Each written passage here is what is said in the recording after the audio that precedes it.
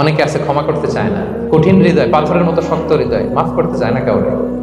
উনি আবার মুনাজাতে বসলে আল্লাহ আল্লাহ আমারে মাফ করো, আল্লাহ আমারে ক্ষমা করো, কাঁদতে কাঁদতে বুক ভাসায়। উনি ক্ষমা চায় মাগার উনি কাউরে ক্ষমা করে না।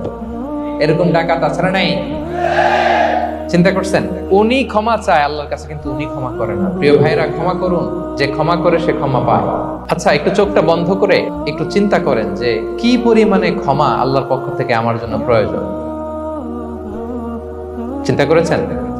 এবার চোখ খুলুন, পাপের পাহাড়ের দিকে একটু তাকান। আপনার আপনার জানা অজানা যে পাপের পাহাড়, তাকান এবং ভাবুন এগুলোর জন্য কি পরিমাণে ক্ষমা আল্লাহর পক্ষ থেকে আপনার দরকার, প্রয়োজন। সেই প্রয়োজনের তাগিদে হলেও ক্ষমা করুন। খেয়াল রাখবেন, যে ক্ষমা করে সে ক্ষমা পায়,